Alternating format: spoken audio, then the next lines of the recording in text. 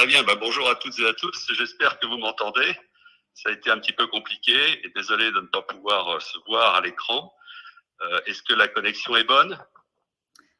Ok, ça a l'air d'être ok. Merci beaucoup Claire, merci Elodie et merci à tous pour votre patience et surtout à Jérôme. Je suis encore désolée pour ces désagréments. Mais écoutez, le live est lancé, on y va. Peut-être avant de commencer et rentrer dans le vif du sujet, je vous propose de faire une petite introduction du live en coulisses, mais même avant ça, remonter un tout petit peu en amont, présenter en quelques mots Chance. Chance est une communauté solidaire et un bilan de compétences qui vise à ce que chacun et chacune puisse être aligné sur le plan professionnel. Et dans notre méthode Chance, on insiste beaucoup sur l'introspection qui vise à se connaître soi-même, à être en lien avec ce qui nous anime, ce qu'on appelle chez nous les 4 piliers, c'est-à-dire qu'un travail, ce n'est pas juste un intitulé de poste, mais c'est aussi le pourquoi on le fait, ce qu'on appelle la finalité, c'est aussi le comment on le fait, c'est ce qu'on appelle l'environnement, évidemment ce qu'on fait, donc notre métier au quotidien, et aussi l'ensemble de ce qu'on appelle les impératifs, parce que ça aussi, il faut les prendre en compte, que ce soit horaire, salaire, ce genre d'éléments-là. Et juste après l'introspection, toujours dans la méthode Chance, on aborde avec notamment les talents qui suivent le bilan de compétences, ce qu'on appelle l'exploration. L'exploration, c'est une phase très importante, évidemment, puisque l'idée est d'aller ouvrir un peu ses chakras, essayer de comprendre ce qu'il est possible de faire dans un marché du travail toujours plus mouvant et de plus en plus rapide. Et c'est vraiment dans ce contexte-là que le live en coulisses s'inscrit. C'est pour permettre à tous, que vous soyez en train de suivre le bilan de compétences ou non, de découvrir des métiers qui vous interpellent, vous intéressent et où que vous faites déjà peut-être par ailleurs. Et c'est dans ce contexte qu'on accueille donc Jérôme. Et encore merci à tous. Si vous avez des questions, je me ferai un plaisir de les poser à Jérôme au fur et à mesure de la conversation. N'hésitez pas à utiliser donc le chat qui est en bas à droite, la fameuse bulle avec les 3 petits points. Alors, pour commencer, Jérôme, après ce long monologue, je vous propose peut-être de vous présenter tout simplement. Ouais. Ce que je n'ai pas fait moi-même d'ailleurs, mais c'est pas grave. Allez-y. Très bien, je vais essayer de le faire rapidement parce que ce que je souhaiterais, c'est effectivement vous permettre de répondre à vos questions autour de ce métier, les relations humaines ou les ressources humaines que j'ai exercé effectivement et que j'ai découvert en cours de carrière. Je vais vous expliquer comment. Tout d'abord, donc j'ai fait un bac normal, je ne savais pas quoi faire, je fais du droit. J'ai d'ailleurs beaucoup apprécié cette formation, mais pas au point d'en faire mon métier. Donc, je voulais aller vers l'entreprise, et donc je fais assez naturellement. Je passe le concours de Sciences Po, je fais la section économique et financière, et puis à la sortie, je me redemande à quelle porte taper. Et puis, n'ayant pas d'idée très précise, je continue à chercher une expérience qui me permette d'ouvrir différentes portes, et je fais de l'audit externe. Donc, dans un cabinet d'audit et de commissariat aux comptes, je passe 2 ans. Le moment de rejoindre l'entreprise qui me démangeait. Je rencontre à ce moment-là L'Oréal qui développait un département d'audit interne et je rejoins L'Oréal à ce moment-là. Bon, ce qui est important, c'est que j'ai pas rejoint L'Oréal parce que c'était L'Oréal qui à l'époque ne me disait pas grand-chose, mais parce que j'ai rencontré le patron de l'audit qui était un homme absolument extraordinaire, très inspirant et dont je sentais que comme premier patron, ça allait être un homme formidable qui me développerait bien. Donc, je fais 3 ans d'audit et je confirme que L'Oréal, que je apprends à connaître avec tous les managers que je rencontre, est une société qui m'intéresse beaucoup. Et je me dis, un jour, je voudrais être patron d'une business unit, d'une direction générale d'une filiale. Et pour ça, je choisis d'aller sur le terrain. Et de partir comme commercial. Donc, je pars comme représentant Biotherm dans les pharmacies. Je vends des produits pendant un peu plus d'1 an. Je viens de vous dire que c'était pas, ça demandait un très gros effort d'adaptation parce que j'étais pas tombé dans le commerce tout à ma naissance et dans mes contacts ou mes stages ultérieurs. Et donc, il a fallu que j'apprenne ce métier. Bon, je l'ai plutôt bien appris puisqu'au bout d'1 an, on me nomme directeur régional. J'étais un des meilleurs représentants de France. Et puis, je poursuis dans la carrière commerciale. Et là, les RH viennent me voir et me disent, on a besoin de vous pour prendre la direction administrative et financière d'une de nos divisions en France, la division professionnelle qui travaille avec les coiffeurs. Et on a besoin de vous. Alors, ils avaient été sympas d'accéder à mon désir de faire du commercial, qui était quand même un gros pari. Et donc, j'ai accédé évidemment à leur souhait de me confier cette direction administrative et financière, qui me permettait d'ailleurs de manager une équipe de 180 personnes. J'avais à peine 30 ans, donc la courbe d'expérience était forte et la pente élevée, ce qui m'a toujours passionné. Ce type de défi et puis cette page blanche d'aller dans des environnements différents où tout est à faire, où on peut marquer de son empreinte le job, etc. Donc je fais ça pendant quelques années et puis évidemment je voulais devenir patron d'une filiale et là L'Oréal me propose deux choses, de me former au marketing en me mettant auprès d'un directeur de zone géographique en Europe et puis de me faire suivre les cours du CEDEP en management général, une espèce d'exécutive MBA si vous voulez. Je fais ça pendant 3 ans, tout se passe très bien. Et puis, surprise, la DRH vient me voir et me dit, bah voilà, on aimerait bien que vous nous rejoigniez, que vous preniez la DRH de la plus grande de la division professionnelle à l'époque sur le plan mondial. Donc j'étais un peu surpris parce que je m'amusais beaucoup dans ma filiale, j'étais responsable d'une équipe formidable, j'avais l'excitation du chiffre d'affaires, des résultats très tangibles à apporter. Et puis bon, là je partais avec 2 personnes, sans responsabilité économique, pour une fonction qui certes me permettait de rejoindre le comité de direction mondiale de cette division et qui m'ouvrait de nouvelles perspectives. Et bon, finalement, j'ai accepté et bien en appris parce que je me suis à partir de là beaucoup développé dans cette filière, puisqu'après on m'a proposé la direction des ressources humaines de la division produits grand public, donc la plus grosse division du groupe, jusqu'au moment où le groupe a eu encore besoin de moi pour faire quelque chose d'encore différent, qui était de m'occuper de gouvernance. Et donc de travailler sur les relations avec le conseil d'administration, un peu un job de secrétaire général, si vous voulez, mais vraiment très centré sur les questions de gouvernance, de relations avec les actionnaires, d'animation des comités de nomination et de rémunération du conseil, et puis la mise en place du code AFEP-MEDEF dans le groupe. Et puis au bout de 2 ans, 3 ans je crois, on m'a demandé à ce moment-là de rejoindre le comité exécutif, de prendre la direction des relations humaines sur le plan mondial, et tout en gardant d'ailleurs ma fonction de conseiller du président.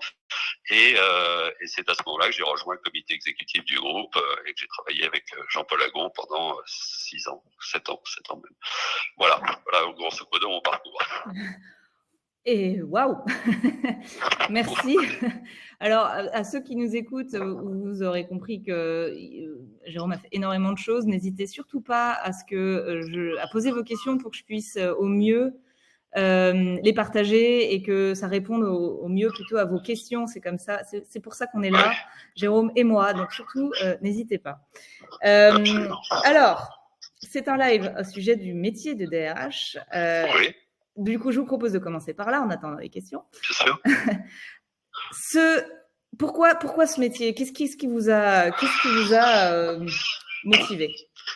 Alors, ce qui m'a motivé, c'est plusieurs choses. D'abord, j'ai toujours eu un intérêt pour le management, pour les hommes et les femmes de l'entreprise, pour l'humain en général. Et je veux dire que si ça n'avait pas été dans la société que je connaissais déjà, dans laquelle j'avais confiance et qui avait des valeurs humaines fortes, ça aurait peut-être été difficile de passer directement d'une fonction de directeur général à une fonction de DRH. Donc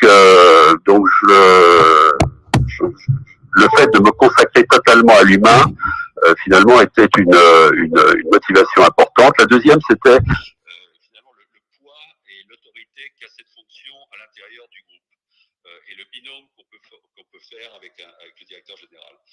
Ce qui est très important, c'est évidemment d'avoir, la confiance du directeur général et pour bien exercer son métier de DRH, de lui reporter directement, sans intermédiaire, et puis d'avoir la possibilité d'avoir des conversations libres pour apporter effectivement un point de vue différent sur le développement d'une personne. Bon, sachant que les patrons opérationnels sont très tournés, c'est normal, sur la performance et sur la capacité de réussir dans un job, et les DRH, et les besoins de l'organisation bien sûr, et les DRH, eux, sont beaucoup plus portés sur part de l'individu, de son développement, et donc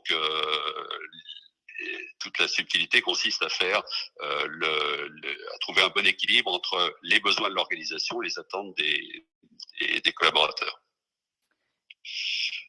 Autre chose aussi qui est importante, c'est de le faire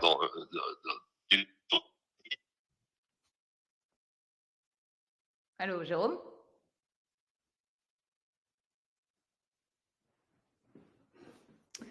Alors là, oui, il y a eu un petit hic. C'est pas le premier de ce live, c'est pas grave, on peut reprendre. Vous avez dit. C'est pas grave. Ce qui est important également, c'est de trouver. Alors là, ça a coupé. Ah bon, c'est de trouver le bon équilibre entre les besoins de l'organisation, hein, donc on a besoin d'un directeur général quelque part, et les attentes des collaborateurs. Non, je ne veux pas être directeur général là, mais je veux être directeur général ailleurs, ou je ne veux plus être directeur général, mais je veux faire autre chose. Donc de partir du potentiel et du développement d'un individu, et de faire en sorte que les besoins de l'organisation d'un côté et les attentes du collaborateur de l'autre, puissent se rencontrer. Évidemment, venant de Chance, ça nous parle beaucoup, ce discours. Oui, j'imagine que c'est pas forcément évident tous les jours. Non. Est-ce que vous pouvez nous expliquer un peu le côté peut-être moins glamour du métier? Alors, écoutez, il y a deux dimensions dans la fonction RH. Il y a une dimension qui est individuelle, où on suit des personnes, des individus, où on développe des talents, on les recrute, on les forme, on les développe. Bon, et puis il se trouve que sans cette dimension, il peut y avoir aussi des échecs. Hein. Il y a des personnes qui n'arrivent plus à se développer dans l'organisation, ou que l'organisation ne répond pas à leurs attentes, ou qu'ils ont des talents qui sont peut-être plus utiles à l'extérieur que dans l'organisation, qui pourraient continuer à se développer à l'extérieur, etc. Donc les moments un peu difficiles, mais c'est quand on doit évidemment se séparer de quelqu'un, généralement, enfin souvent d'ailleurs d'un commun accord. Bon, je parle pas des licenciements pour faute, pour tous ces trucs-là, mais je parle d'un moment où le développement ne peut plus se faire en interne, et où il y a un écart qui se creuse entre les attentes du collaborateur et ce que l'organisation peut proposer. Donc là évidemment, c'est des périodes qui sont plus difficiles, qui demandent beaucoup d'écoute, de tolérance, de discussion, pour essayer de trouver le bon projet à l'extérieur et d'accompagner la personne vers ce bon projet à l'extérieur. Donc ça, c'est des moments difficiles, mais bon, généralement, ça se passe bien. Il y a beaucoup de gens qui ont quitté l'entité, qui sont très bien développés à l'extérieur, et en général, personne n'est resté vraiment sur le carreau. Donc c'est des moments de tension, mais c'est pas des moments forcément très désagréables. Les moments les plus désagréables sur le plan individuel, c'est quand vraiment vous avez une personne qui est qui a un problème de santé grave, ou qui subit un accident, etc. Ça, c'est des moments vraiment désagréables du métier, parce que évidemment, faut faire preuve de beaucoup de sollicitude, beaucoup d'attention, et savoir dégager le temps qu'il faut pour s'occuper de problèmes personnels. Après, dans la fonction RH, il y a une deuxième dimension, qui est la dimension collective. C'est-à-dire que vous n'êtes pas seulement le DRH de quelques talents, mais vous êtes le DRH des 60 000, en ce qui me concerne, talents qui composent l'organisation, qui peuvent tous progresser, pas forcément tous au même niveau, au même rythme, et pas tous dans le même contexte. Mais et là intervient la dimension de relations sociales, et donc comment considérer la population et l'ensemble des collaborateurs comme une communauté globale, et comme une somme d'individus, en fait. Et là, bon, il peut y avoir des moments un peu difficiles de négociation, hein, ce qui est normal, ce qui demande aussi d'autres compétences dans la fonction RH. Mais bon, ayant eu la chance d'être dans un groupe qui n'a jamais fait de grand plan social, j'ai eu la chance de ne pas connaître cette partie qui peut être parfois un peu difficile du métier. Mais ça n'a pas été, ça n'a pas été, j'en ai pas eu l'expérience. D'accord, voilà. Tant mieux. Oui, bien sûr. Puis tant mieux pour les collaborateurs, surtout, avant tout. C'est sûr. Vous parliez de compétences, justement, on a une question de Virginie là-dessus. Comment est-ce que vous résumeriez les principales qualités et compétences à avoir, et peut-être que vous voulez les sous-dimensionner en fonction si c'est un impact individuel ou collectif? Oui, oui. Alors, je crois, vous savez, quand j'avais pris mon job de DRH de la division produits grand public, je m'étais retrouvé assis à côté dans une réunion des top dirigeants de L'Oréal, à côté du président, directeur général de l'époque, Lindsay Owen-Jones, et je lui avais dit, mais au fond, je suis en train de prendre un nouveau job, qu'attendez-vous de moi?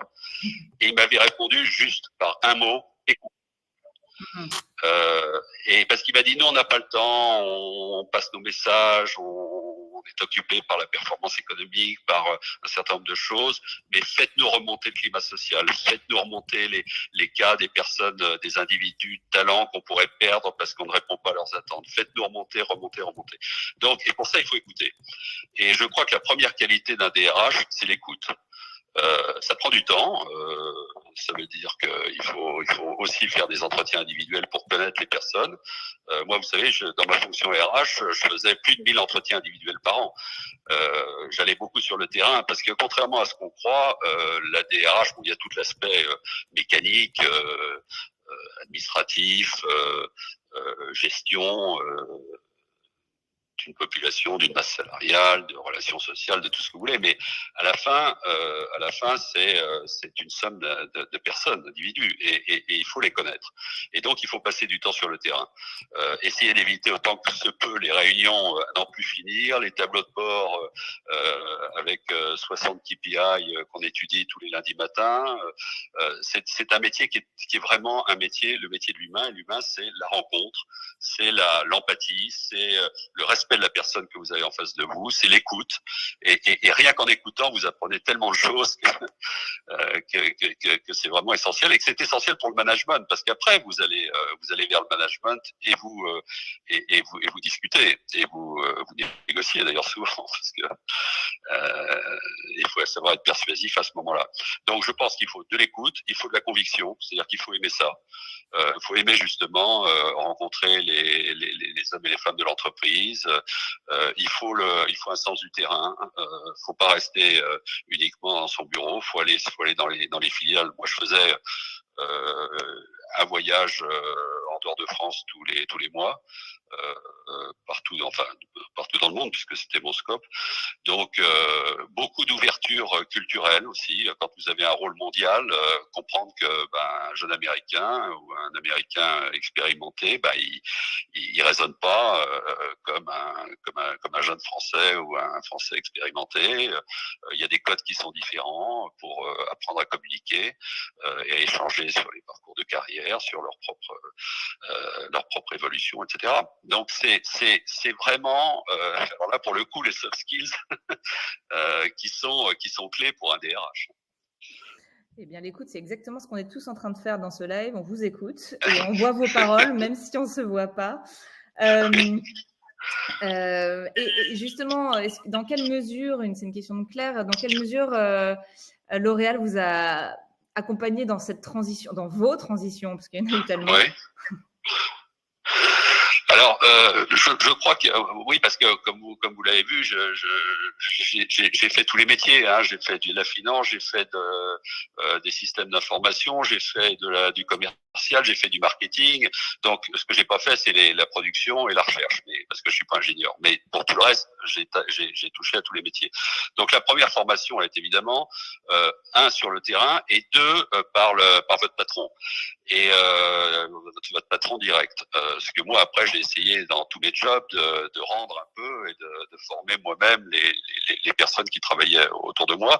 Donc la première formation c'est le management qui vous la donne et c'est sa responsabilité et il peut pas s'en défausser. Et des responsabilités qu'on a en tant que DRH, c'est évidemment de s'assurer que les managers font bien leur boulot de management. Et si c'est pas le cas, de les aider, de les former, etc., de les coacher aussi, de les faire coacher, parce que le DRH n'est pas un coach, c'est un métier, le coaching, donc de les faire coacher, etc. Donc c'est la première formation, c'est ça. Ensuite, Quand vous savez, vous grandissez avec l'entreprise et vous grandissez aussi avec les personnes que vous interviewez. Vous apprenez énormément de choses, même en tant que DRH, vous finissez par avoir un point de vue marketing ou business, parce qu'à force d'entendre parler du business, parce que vous faites parler les collaborateurs de leur fonction, donc du business, puis vous êtes aussi au sein d'un comité de direction où il y a des directeurs généraux, des directeurs de zone, des représentants des différents métiers. Donc vous apprenez beaucoup. C'est un métier. Et encore une fois, par l'écoute, vous apprenez rien qu'avec l'écoute. Et puis, il y a des formations. Je vous disais, je suis passé rapidement sur le fait que j'ai été, lorsque j'ai pris ma direction générale, ils m'ont envoyé à ce moment-là au CEDEP, qui est le Centre européen d'éducation permanente, qui est à côté de l'INSEA à Fontainebleau, où j'ai fait 6 fois 15 jours de formation intensive, tout en étalé sur 2 ans, donc tout en gardant mon job.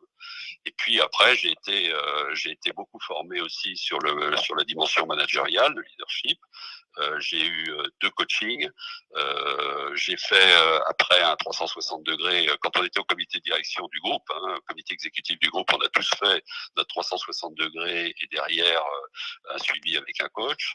Donc il y a une formation quand même permanente qui est assurée et qui vous aide à grandir. Mais encore une fois, le rôle de votre patron direct est fondamental.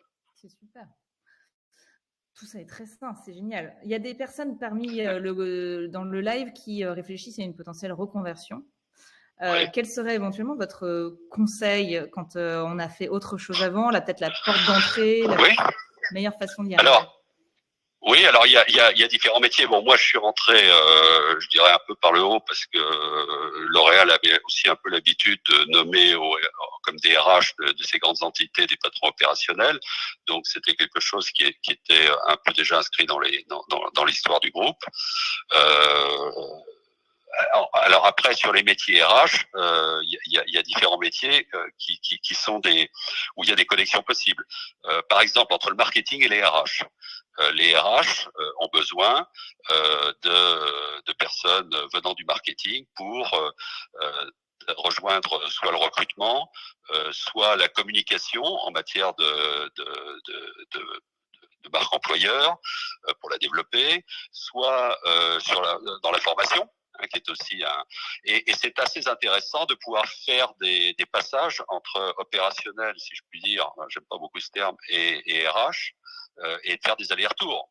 C'est toujours, nous on accueillait des personnes qui venaient passer 3 ans dans la fonction RH, venant du marketing, puis après repartaient dans le marketing. Donc il y a entre le marketing et les RH, il y a des ponts assez naturels. Sur le plan administratif, il peut y avoir des ponts entre la comptabilité, l'administration du personnel. Sur le plan entre le commercial et les RH, il y a aussi des ponts dans la formation au métier du commerce. Vous pouvez être détaché de votre fonction commerciale vers les RH pendant quelques années pour développer des produits de formation. Entre l'industrie et les RH, il y a aussi des ponts très intéressants. Notamment, nous, on aimait bien que nos patrons de relations sociales soient des gens qui aient été directeurs d'usine, parce que c'est dans les usines que l'on apprend le mieux la relation sociale à la base. Donc soit directeur d'usine, soit des gens qui ont travaillé à des postes d'encadrement dans une usine peuvent aussi aller vers les relations sociales. Donc vous voyez, il y a des ponts à différents niveaux. Ce qui est très important, c'est de ne pas faire ce que j'appellerais le triple saut périlleux, c'est-à-dire à la fois de changer de métier, comme marketing, RH, de changer d'entreprise parce que notre entreprise ne prendra pas forcément le pari si vous venez pour postuler pour un job RH avec uniquement une expérience marketing. Ça ne veut pas dire que ça ne se fera pas, mais vous aurez à convaincre. Et puis la troisième dimension, triple saut périlleux, c'est si en plus vous voulez une progression verticale, à un moment donné, il faut quand même accepter un mouvement horizontal d'un métier à l'autre pour ensuite progresser dans ce métier. Et on avait toujours une règle d'or, c'était de dire qu'on acceptait les changements de métier que si on avait réussi dans le métier que l'on quittait. Pour une raison bien simple, c'est que si jamais ça ne marche pas et qu'il faut que vous soyez amené à retourner dans votre métier d'origine, vous ayez laissé une bonne impression et que la structure soit ravie de vous retrouver. Donc il y a un certain nombre de règles dans ces mutations entre les métiers à l'intérieur des grands groupes qui sont un peu celles que je viens de décrire. C'est super intéressant. J'ai mal au cœur parce que malheureusement je dois terminer ce live. Et il y aurait tellement de choses à dire encore, mais la bonne nouvelle, c'est qu'en janvier, on fait une autre session des lives en coulisses où on espère qu'on sera plus rodé côté technique pour le faire correctement. Mais un immense merci encore une fois, Jérôme, pour ces excellents conseils. Il y a eu plein de questions, c'était vraiment très très riche. Je voudrais remercier. Oui, pardon, allez-y. Clémence, excusez-moi, oui. Clémence. Si vous voulez m'envoyer les questions et auxquelles je n'aurais pas répondu, je suis tout à fait prêt à y répondre hors ligne. Eh bien, écoutez, n'hésitez pas, je voudrais pas que nos auditeurs se sentent frustrés que de ne pas avoir une réponse à leurs questions. C'est très gentil. Et ben dans ces cas-là, le mieux pour les uns et les autres qui nous écoutaient, vous pouvez écrire à cette adresse. Attendez, je la tape en même temps avec une main, c'est pas évident. Une seconde. Et voilà. Je serais ravi de répondre. Eh ben c'est vraiment très gentil. Merci pour votre temps. Merci à tous pour votre patience. Et puis très très bonne fin de semaine. Au revoir. Très bonne fin de semaine à vous aussi. Au revoir. Au revoir.